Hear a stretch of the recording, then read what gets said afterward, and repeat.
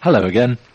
Before we go on, there's just time to mention that our title music is Country Rock Polka, composed by Pat Prilly, Ferdinand Bouillon and Henry Breu. It's performed by Jean-Jacques Perret, who's kindly given his permission for us to use it. And now here's Yvonne with some sport. Football.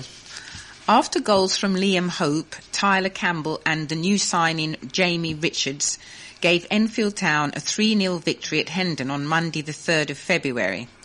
Manager George Borg was hopeful their long-awaited first away league win of the season would give a huge boost to their fight against relegation from the Ryman Premier Division.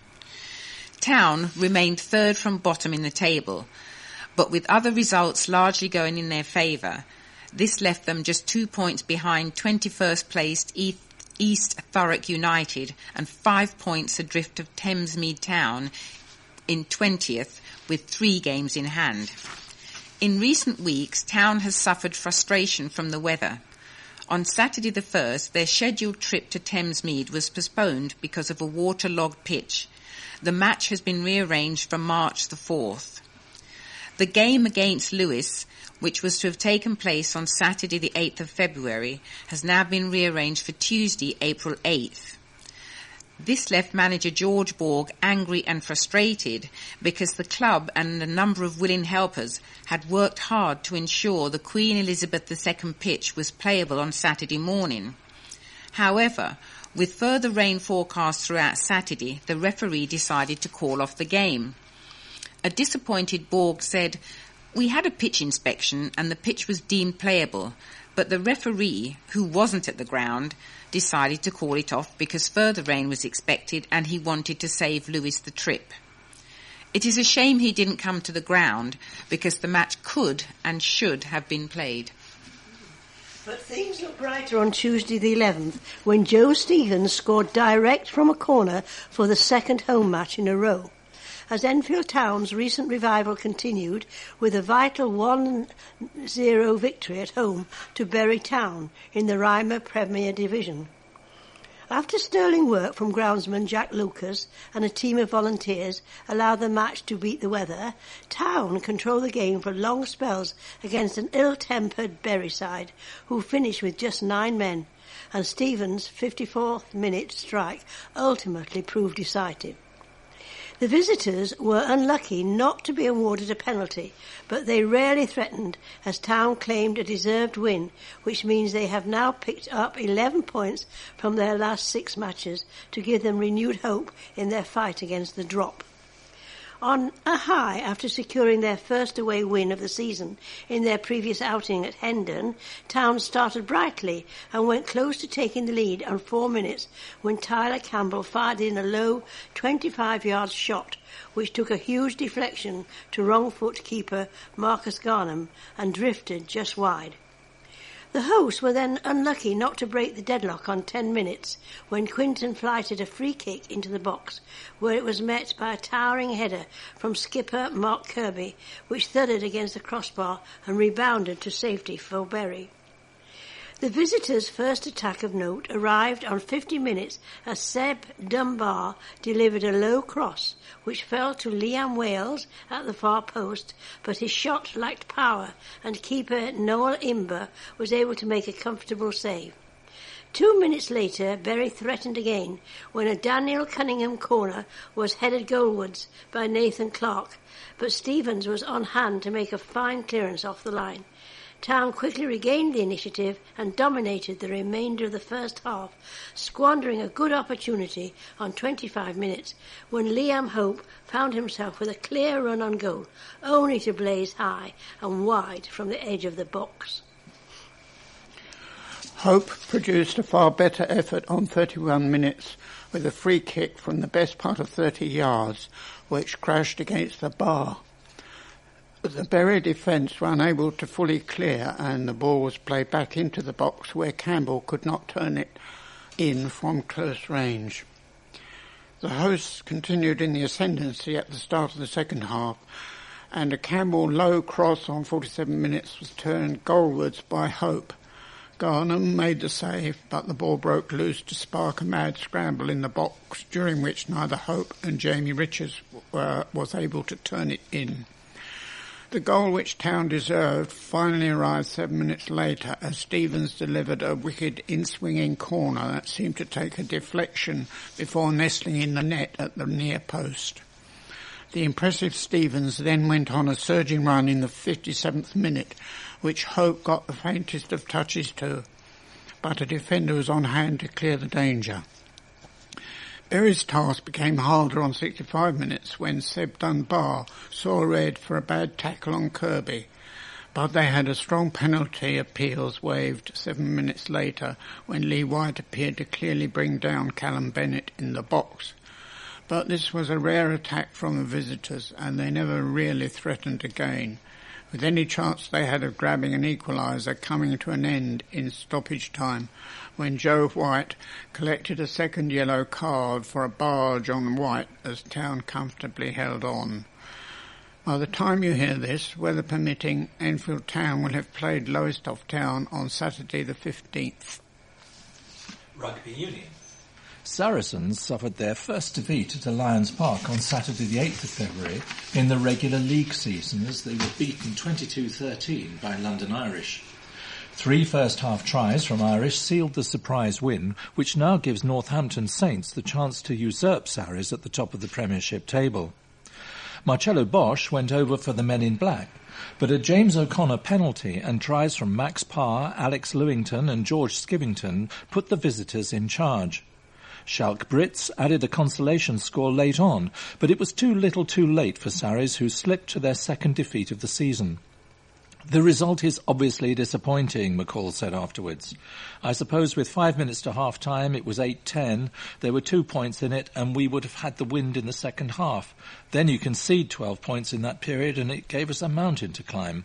I must give London Irish a lot of credit today. I thought that they were exceptional, very physical. They held us up to the tackle time. Time after time today, and we didn't respond the way we wanted to that. Meanwhile, the weekend of the 8th and 9th proved frustrating for Enfield Ignatians as the unrelenting bad weather again led to the cancellation of all senior and junior rugby. The first team were due to host Stowmarket at Donkey Lane, and it was a fixture that coach Emile Hertz had been looking forward to. He said, "We had been able to train at Southgate Hockey Club during the week, and personally I would have liked to have been in a position to play the fixture. However, the pitches were waterlogged and our training facility is saturated in parts, so we didn't really have any option but to go down the postponement route." Unlike some other clubs, Ignatians have only lost one senior fixture at Stowmarket to the elements, although the away clash against Lowestoft and Yarmouth on the weekend of the 15th and 16th will be weather dependent. In addition to recovering the Stowmarket clash, Ignatians also have the club big day out clash against Saffron Walden to look forward to at Alliance Park, the home of Saracens. Sunday, March 1st, will see all the club's teams, from the minis to the seniors, play a game against assorted opposition in what will be 12 hours of continuous rugby. Harold Pritchard, Ignatians' youth chairman and driving force behind the project, is pleased with how the preparations are going. He said, "There's still a lot of work to be done, but I'm pleased to report that most of the games are now sponsored."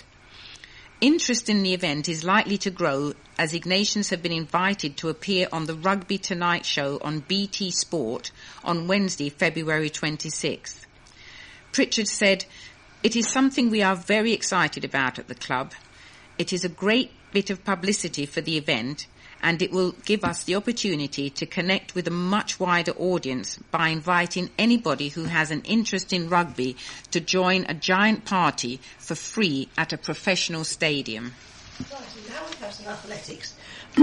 Trent Park Running Club's Daniel Carpenter clinched top sport ahead of 78 other runners at the Grovelands Park run on Saturday the 1st of February. Carpenter crossed the line in 17.26 to seal first place, while Richard Macaulay of London Heathside Runners was second in 17.40.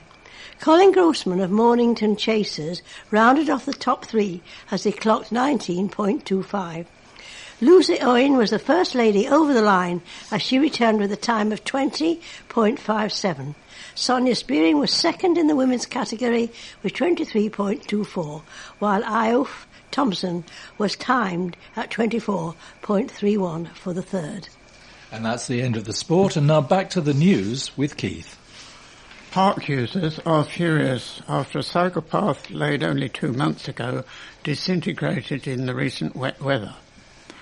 The new cycle path will be laid in Hillyfields Park in North Enfield in December as part of the cycle route extensions by Enfield Borough Council.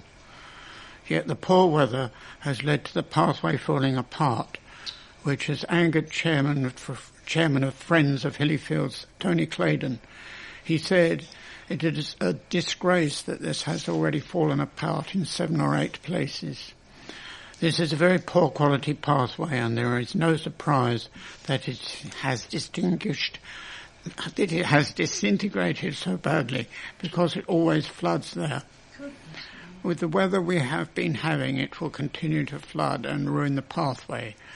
This is why our bandstand is raised up, because it is close to the brook." The park group had opposed the pathway in the first place, and Mr. Claydon believes it should not have been built at such a low level. He added, "They went against our wishes in placing this cycle pathway through Hillyfields. It is also far too steep, and we suggested that it went round the outside of the park." Zara Lee Blackwell of Cedar Park Road, which is next to Hillyfields, said, "I always encourage cycling, but this path has fallen short of my expectations. It could be dangerous if the material starts spreading into the brook as a result of the flooding." Councillor Chris Bond, Cabinet Member for Environment, said, "Asphalt was suggested to residents as a surface for this route as it blended in with the other paths in Hillyfields. Residents said they wanted the surface we have now, which was put in. An inspection has been made and the path base is still intact. Some of the binding material has been washed away before it could bind due to the bad weather we have had this month. This will be swept back into the path when the weather is drier and the path will be usable. The route was taken as it is the flattest route available. We must all remember these greenway routes are for pedestrians, cyclists and those with wheelchairs and buggies. The route is always agreed with the Environment Agency as well." Council chiefs are consulting on a scheme which could see all private landlords in the borough having to apply for a licence to rent out their properties. Under the scheme, known as additional and selective licensing, landlords would have to obtain a £575 5-year licence from Enfield Council to cover every property they own. In order to secure a licence, landlords would have to provide references from tenants and have in place sufficient health and safety measures as well as procedures to deal with antisocial behaviour and environmental crime. The council believes ineffective management of privately rented homes has resulted in heightened levels of antisocial behaviour in the borough. Ahmed Oikner, the council's cabinet member for housing, said, "The scheme is designed to tackle antisocial behaviour among tenants as well as landlords. At the moment, we don't have enough powers to force landlords to act, for example, when tenants keep putting their rubbish out at the wrong time. By registering landlords, we'll be able to better enforce standards, for example, around gas connections, health and safety and overcrowding." Enfield follows Newham Council in East London, which became the first authority in the country to introduce a compulsory licensing scheme for private landlords last year, an initiative backed by housing charity Shelter. But the plan has been met with opposition, and a petition against it on the council website has been signed by 33 people. Mel Woodbridge, 55 of Lytton Avenue, Enfield Lock, a landlord with 4 properties in the borough, said, "Antisocial behaviour usually happens outside the home, so I fail to understand how licensing landlords will make a difference. There are lots of powers the council already has to tackle it, and there is a much bigger problem with this on council estates. I understand there are unscrupulous landlords out there, but why should decent landlords pay for the bad apples? Mr. Woodbridge said he was also intending to start a petition against the proposals.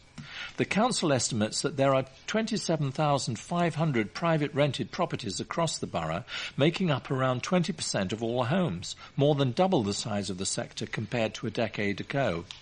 The consultation period ends on February the 28th. Pupils at Capel Manor Primary School in Bullsmore Lane, Enfield, were treated to a double celebration at the opening of their state-of-the-art library designed by pupils and teachers. Not only did everyone get to see their hard work come to fruition, but pupils also enjoyed a special story session by storyteller Phil McDermott. The former Enfield star was on hand to cut the ribbon and open the library ahead of World Book Day. Concerns have been raised that the new urgent care centre at Chase Farm Hospital is failing to take pressure off nearby accident and emergency departments.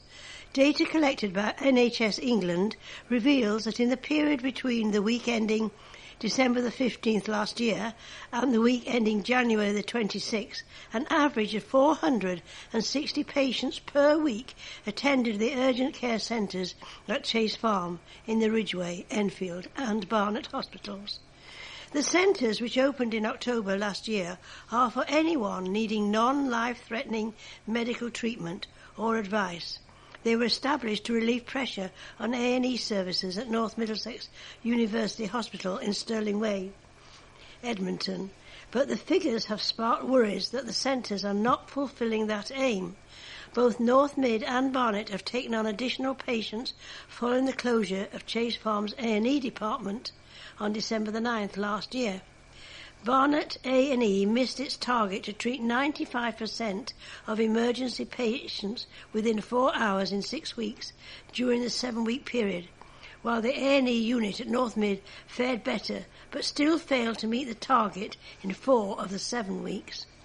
The plan was that most people would continue to be treated at Chase Farm after losing the A&E, but this has not been the case, says Aleph Kazimoglu, chairwoman of Enfield's Council Health and Wellbeing Scrutiny Panel. The vast majority of people are still going to A&E at Barnet, North Mid or elsewhere. Ms Kazimoglu added that if the number of patients using the service continues to be low, the urgent care centres could be removed. If people do not use the service, we might lose it, she added. Low attendances could be used as an excuse for yet another cut. The NHS needs to make a real effort to promote the urgent care centres, and GPs must refer more patients. The Barnet and Chase Farm Hospitals Trust said that at least 10% of people attending A&E do not need to be there and can be treated at one of the urgent care facilities. A spokeswoman said, "We would encourage patients to use the urgent care centres for urgent but non-life-threatening illnesses and injuries. Patients will be seen quickly, have access to the same diagnostic tests, and be seen by doctors and highly trained nurse practitioners. The urgent care centres are open 7 days a week from 9 a.m. p.m.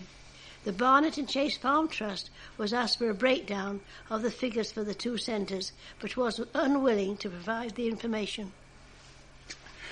Parts of Barnet and Chase Farm hospitals could be sold off after a proposed takeover of the trust running the two sites. But NHS bosses have promised the cash would be reinvested locally. Senior representatives from the Royal Free in central London presented their case to senior politicians on Friday for their proposed takeover of the Barnet and Chase Farm Hospital NHS Trust. The acquisition could take place in less than 5 months, but local councillors pressed hard for assurances that no elements of the hospital's estates would be sold off. Royal Free CEO David Sloman and the hospital's medical director Steve Powis said that they could not rule out any future sales, but insisted any cash made would have to be reinvested locally under the Foundation Trust regulations. Mr. Sloman, despite at one stage revealing he was unaware of the large amount of unused and dilapidated buildings owned by Barnet Hospital, insisted to the Health Scrutiny Committee that the merger was well thought out. He promised a greater provision of health services close to the people's homes, better value for taxpayers' money through economies of scale and centralised payrolls, a better integration of services, a more resilient NHS Foundation Trust covering all 3 hospitals, and a focus on a change of governance, not services. Presentation team faced some tough questions from elected representatives of Barnet and Enfield, as well as from Save Chase Farm campaigner Kate Wilkinson, who pressed the group on any possibility of a land sale. Despite the assurances of Mr Sloman and Mr Powis, Enfield Councillor Alif Kazimoglu told the Trust representatives that they need to be open and honest. She said, "People are worried about the future of Chase Farm. They don't believe you. They are telling us on their doorsteps that they think you're going to take away and sell the land. People want to see the details of your plans and some real commitment, particularly on the money going into Chase Farm and what they should expect. You're isolated from this concern, but we see it, and it is genuine." The Royal Free representatives are due to come back before the committee in mid-June with some more detailed investment figures before a decision on takeover is made. Scouts from across the borough have been selected to represent the UK at a competition in Japan. 12 members of Enfield, Southgate and Edmonton Scout groups will take part in the World Scout Jamboree in 2015. During their 10-day trip to the Far East, they will join 30,000 other Scouts from across the globe. They'll be part of a group of 36 teenagers aged between 14 to 17 from the southeast of England who've already started preparing for their adventure at Frith Grange campsite in Barnet. They'll continue to train until they fly out to Yamaguchi City on the 28th of July 2015. Ellie Way, 14, from Edmonton, said, "I'm very proud to be selected to represent Enfield in London at a world gathering. Going to Japan will be very exciting." Enfield Explorer Scout Ben Conway, 16, said, "Scouting has given me lots of opportunities for new experiences, but this is bigger than anything I've done before. Japan will be amazing." Southgate's Lydia James, 16, added, "I've made lots of friends in Scouts and I'm looking from all over the world." A family business in Enfield has donated a drum kit to a school to help them start an after-school music programme. Supply Book, a recruitment company in Southgate, made the donation to Bruce Grove Primary School in Tottenham. Theo Petrie, the company's recruitment director, explained that the idea to donate the drum kit came after a chat with Justin Watson, the school's business manager. He told me the school was trying to get some equipment together to start an after-school music program. So we decided this is something we could help with. We wanted to give something back, and this is a small thing for us, but it will make a big difference to the children at the school. Supply Book works a lot with Bruce Grove Primary School and other schools to provide supply teachers and support staff, and is helping another school in the area to set up an orchestra by donating one instrument every term. Charity for the Blind is urging Enfield to go dotty to raise money to support people with sight loss in the area. The Royal National Institute of Blind People is hoping people in the borough will don polka-dotted outfits on a date of their choice. The charity estimates that there are almost more than 7,000 people affected by sight loss in Enfield. To book a date, go to www.rnib.org.uk/Dotty Day. Well, we've reached the end of our Dotty programme for this week. Don't forget your reader's representative, Diane de Jersey, is on 020-8805-6578 if you need any help with the talking newspaper. And please remember to turn over the address label in your postal packet, put the cassette into the packet and return it to us as soon as possible so we can send out the next edition. And that will be with you in 1 week's time.